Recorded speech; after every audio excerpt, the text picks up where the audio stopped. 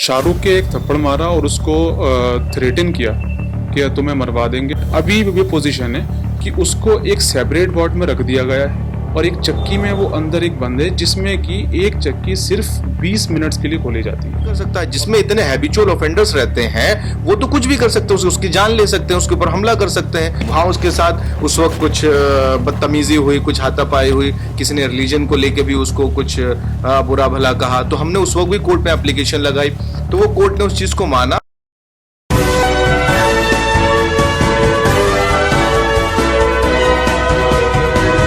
शाहरुख पठान एक ऐसा नाम, दिल्ली दंगे के बाद पूरी तरह से हर किसी का फोकस शाहरुख पठान पे था। लेकिन इस बार जो खबर हम आपके सामने लेकर आए हैं वो आपको हैरान इसलिए भी कर देगी क्योंकि जेल में शाहरुख पठान की जान को खतरा है।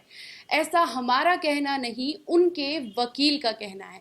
और इसी पर तमाम बात करने के लिए हमारे साथ मौजूद हैं एडवोकेट बिलाल और एडवोकेट मोहम्मद शैदान। उनसे हम जानने की कोशिश करेंगे कि आप अभी शाहरुख से मिलके आ रहे हैं, हम जानना चाहेंगे कि अभी शाहरुख कैसा है और अभी जेल के क्या हालात हैं। अभी ये पोजीशन है शाहरुख की कि शाहरुख को जो हाई रिस्क वार्ड में रखा गया था तो उसको शाहरुख को हाई रिस्क वार्ड से नॉर्मल वार्ड में शिफ्ट कर दिया गया है। और नॉर्मल वार्ड में भी जेल नंबर 3 के अंदर वार्ड्स होते हैं, 12 वार्ड्स होते हैं।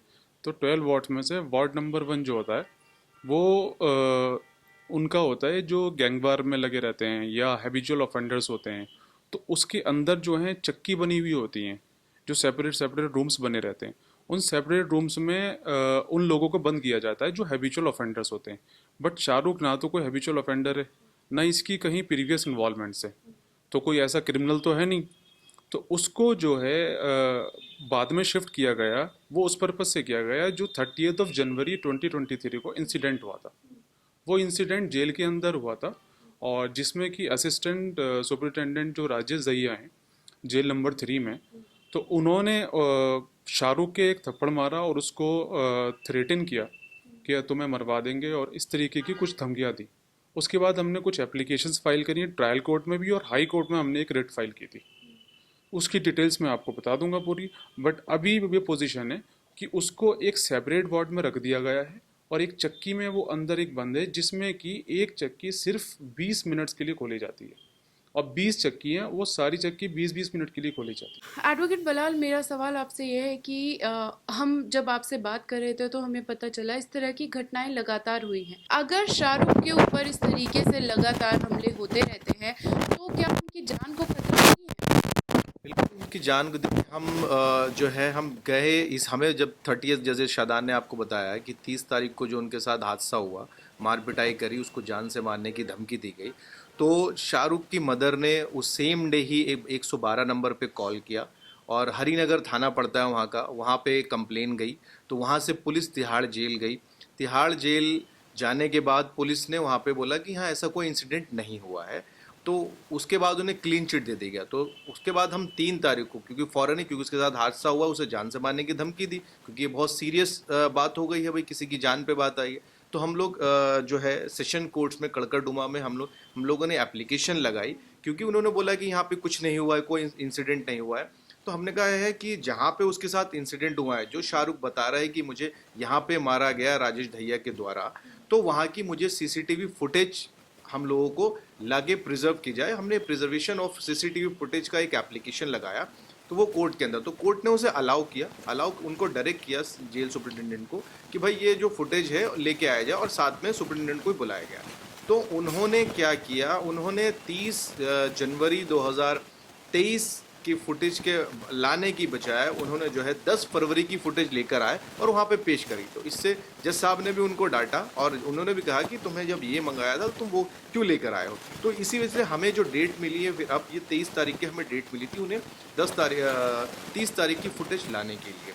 उसके बाद जब हमें कल मालूम चलता है कि क्योंकि स्टार्टिंग से जब से ये केस हुआ है तो शाहरुख जो है कोर्ट के ऑर्डर से हाई रिस्क में रह रहा है, उसे हाई रिस्क प्रिजन में रखा जाता था। तो क्योंकि अगर उसे शिफ्ट भी करते हैं तो बगैर कोर्ट के ऑर्डर के उसे कहीं शिफ्ट नहीं किया जा सकता, लेकिन कोर्ट के बगैर ऑर्डर के शाहरुख को एक ऑर्डिनरी वार्ड में डाल दिया गया। जैसा कि शादाब ने बताया कि उसमें 20 चक्कियाँ हैं और वो चक्की जो है सिर्फ 20-20 मिनट के लिए खुलती है और उन चक्कियों में ऐसे लोगों को रखा जाता है जो हैबिचुअल ऑफेंडर होते हैं, जो गैंगवार के अंदर होते हैं, जिन्होंने कई सारे जुर्म किए होते। क्योंकि आपको पता है शाहरुख का कोई ऐसा कोई इन्वॉल्वमेंट प्रीवियस है नहीं, वो 21 साल का एक लड़का था जिसे फंसाया गया है और ट्रायल चल रहा है, वो ट्रायल में आगे चल के पता चल जाएगा।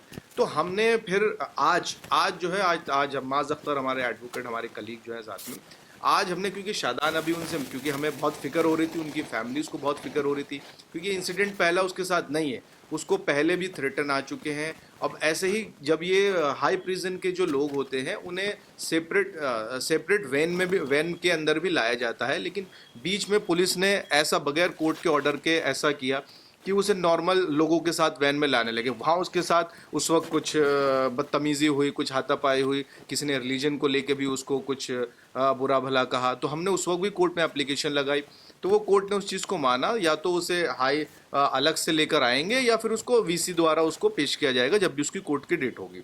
आपने बोला रिलीजन को लेके उसे लगातार निशाने बनाए जा रहे हैं, तो मैं आपसे जानना चाहूँगी, क्योंकि ऑडियंस लगातार जानना चाहती है, क्योंकि मुसलमान होने की वजह से बहुत सारे लोगों को निशाना बनाया जाता है। जब आप कह रहे हैं कि जेल में भी यही सारी चीज़ें हो रही हैं, तो पुलिस का क्या रवैया है तिहाड़ के अंदर? जैसा कि मैंने आपको बताया कि कोर्ट ने उन्हें डायरेक्ट किया उस सीसीटीवी फुटेज को कोर्ट ने प्रोड्यूस करने के लिए, तो वो 30 तारीख के बदले 10 फरवरी का लेकर आए हों, 30 जनवरी के बदले। तो लेकिन कल की हमारी डेट है 23, तो उनको कल को वो फुटेज लेके आनी है, तो वो कल को फुटेज लाएंगे तो उसे प्रिजर्व करके रखा जाए। क्योंकि किसी भी जगह कहीं भी कैमरेज लगे हुए होते हैं तो 10 दिन, 15 दिन या हार्डली 1 महीना, उससे ज़्यादा नहीं होते, वो डिलीट कर सकते हैं। क्योंकि जब वहाँ पे पुलिस गई थी, 112 जब हमने डायल करवाया था, पुलिस गई थी, तो वहाँ उन्होंने साफ मना कर दिया कोई इंसिडेंट नहीं हुआ है। मैंने कहा भाई कोई इंसिडेंट अगर नहीं हुआ है, हम जो दिन और जो टाइम बता रहे हैं उस टाइम की वहाँ की फुटेज दे दें आप हमें। अगर नहीं हुआ है तो ठीक, नहीं हुआ है तो वहाँ उसमें कुछ नहीं दिखेगा। अगर होगा, क्योंकि देखिए पुलिस की इसमें बदमाशी है, वो स्टार्टिंग से उसको परेशान कर रही है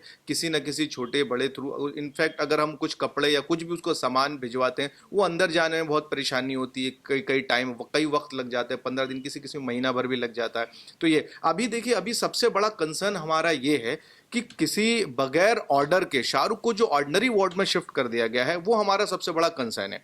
क्योंकि हाई रिस्क में होने के बावजूद सुपरिटेंडेंट ही वहाँ के उसके ऊपर अगर हमला कर देते हैं या उसको थ्रेटन करते हैं, जान से मारने की धमकी देते हैं, तो वो तो फिर अगर नॉर्मल वार्ड में तो कोई भी कुछ भी कर सकता है। जिसमें इतने हैबिचुअल ऑफेंडर्स रहते हैं वो तो कुछ भी कर सकते हैं, उसकी जान ले सकते हैं, उसके ऊपर हमला कर सकते हैं, कुछ भी हो सकता है। तो भाई इसकी जिम्मेदारी कौन लेगा? उसकी सिक्योरिटी की जिम्मेदारी कौन लेगा? क्या वो प्रशासन लेगी उसकी जिम्मेदारी? कल जेल अथॉरिटीज लेगी उसकी जिम्मेदारी? तो हमने, जैसी हमें पता चला कि उसको इसमें डाल दिया गया है, तो आज हमने एप्लीकेशन लगाई है कि उसको ऑर्डिनरी वार्ड से दोबारा जो है उसको हाई रिस्क में डाल दिया जाए उसकी सेफ्टी के लिए। और हम देखिए, हमें जुडिशरी पे पूरा भरोसा है। थोड़ा डिले हो रहा है, चीज़ें थोड़ी डिले हो रही हैं क्योंकि शाहरुख के ऊपर 307 का मुकदमा है बस जो लगाया है उन लोगों ने, और ये 3 साल लगभग, आज मार्च में 3 साल हो जाएंगे इस चीज़ को, इनके केस को। आज तक ये इतना स्लो केस चल रहा है, मुझे लगता है अगर ऐसे ही चलता रहा तो आने वाले 5 साल में भी ये केस नहीं खत्म होगा, इसकी गवाहियाँ पूरी नहीं होगी।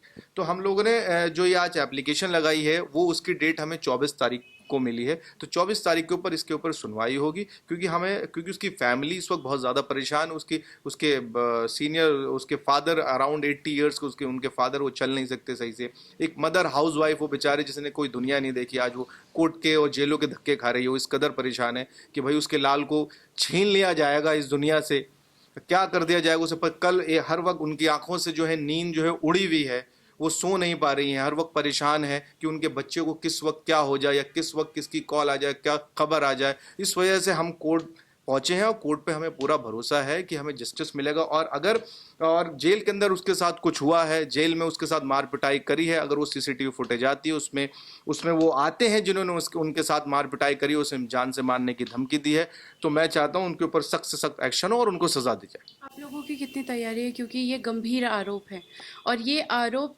हर किसी जो कि न्यायपालिका की तरफ देखते हैं, उनको हर कोई उस तरफ से देख रहा है, डर रहा है, और न्यायपालिका की तरफ एक बार कहीं ना कहीं सवाल खड़े होते हैं कि क्या वाकई एक 21 साल के लड़के ने जब बंदूक तान दी थी तो और हवाई फायरिंग की थी तो उसके केस को 3 साल लग गए, अभी तक ट्रायल जारी है। वहीं मैं आपको अगर जामिया के केस में लेके जाऊं तो उसने बंदूक चलाई, स्टूडेंट के हाथ में छेद तक हो गया और उसी के साथ साथ उसे 15 दिन के अंदर जमानत मिल गई थी। मैं किसी भी क्राइम को बराबर नहीं बनाने की कोशिश कर रही हूँ, लेकिन मैं आपसे जानना चाहूँगी कि एक वकील के तौर पर आप इसे किस तरीके से देखते हैं और इतना डिले जो हो रहा है इस केस में, इसके क्या नतीजे आपको दिखाई देते हैं? ऑब्वियसली इस केस के अंदर बहुत डिले हो चुका है, क्योंकि अगर दोनों एफआईआर देखी जाए शाहरुख पठान के ऊपर तो दो एफआईआर रजिस्टर्ड हुई हैं, एक 49 और एक 51। एक 51 जिसमें उसने बताया कि एलिगेशन उसके ऊपर ये है कि उसने किसी एक पुलिस कांस्टेबल पर एक पिस्टल तानी और गोली चलाने की कोशिश करी। बट ऐसा एक्चुअल में है नहीं, वो तो ट्रायल बताएगा, वो तो जज साहब हैं, उनकी डिस्क्रिशनरी पावर है और एज पर द एविडेंसेस वो डिसाइड होगा। बट लेकिन अगर तीनों इंसिडेंट्स को देखा जाए, जो शाहीन बाग में हुआ, जो जामिया में हुआ, जो शाहरुख पठान ने किया, वो तीनों ऑफेंसेस अगर देखे जाएं तो सिमिलर है। एज्यूमिंग कि हमने कि शाहरुख ने गोली चलाई वहां पर, तो तीनों इंसिडेंट सेम है। बट जामिया वाले इंसिडेंट में 15 डेज में बेल दे दी जाती है। कपिल गुज्जर को उठाया जाता है, उसके बाद उसको क्राइम ब्रांच ने उठाया, इन्वेस्टिगेशन की, बट वो चार्जशीट फाइल होने से पहले उसको बेल दे दी जाती है। तो कहीं ना कहीं डिसीजंस में वेरी हो रहा है और कहीं कहीं ना कहीं जुडिशियरी में अलग अलग डिसीजंस आ रहे हैं। अगर ऑफेंस एक ही है तो डिसीजंस भी सेम होने चाहिए। अब जो बंदा जिसने गोली किसी के ऊपर चलाई नहीं और उसकी गोली से, उसकी पिस्टल से कोई भी इंजर्ड नहीं हुआ, ना तो रिकॉर्ड पे है कोई, और जिसमें उन्होंने अपनी एक वीडियो फाइल करी है, तो वीडियो में भी कहीं भी ऐसा नहीं आया है कि उसने किसी के ऊपर गोली चलाई है। वो इंटेंशन नहीं थी कहीं भी। तो मेंस रिया प्रूफ करना एक क्रिमिनल लॉ में बहुत इंपॉर्टेंट पार्ट होता है। वो मेंस रिया प्रूफ करना प्रोसिक्यूशन का पार्ट है। लेकिन इस स्टेज पे भी हम हमारी एक बेल एप्लीकेशन जो कि हाई कोर्ट में पेंडिंग है, जो 49 एफआईआर में है, और एक बेल एप्लीकेशन 51 में जो डिस्ट्रिक्ट कोर्ट में पेंडिंग है हमारी, वो 28 के लिए फिक्स्ड है और आर्ग्यूमेंट्स के लिए लगी हुई है। बट दोनों मैटर्स में अभी वो जुडिशियल कस्टडी में ही है। और out of 45 witnesses in 49 FIR, only 2 have been examined. तो अभी अगर 14 महीने के अंदर 2 विटनेस एग्जामिन होते हैं, तो आप अंदाज़ा लगाइए आपको कितना वक्त लगेगा कि 38 विटनेसेस और हैं, या 45 विटनेसेस में से और कितना वक्त लगेगा। और 51 एफआईआर में आप देखेंगे तो उसमें सप्लीमेंट्री चार्जशीट्स बहुत फाइल हुई हैं। तो सप्लीमेंट्री जितनी चार्जशीट्स हैं उसमें सब में विटनेसेस हैं। अगर सबको कैलकुलेट करके देखा जाए तो अराउंड 60 to 65 विटनेसेस हैं। तो उनको कितना डिले हो जाएगा फिर? तो इसका मतलब तो ट्रायल कंक्लूड होने के लिए 10 ईयर्स का टाइम चाहिए। हमारे साथ मौजूद थे शाहरुख पठान के वो वकील जो उनके लिए कंसर्न है और साथ ही साथ न्यायपालिका में जिस तरीके से इस केस को लेकर ढिलाई दिख रही है उसको लेकर भी उन्होंने सवाल उठाए हैं।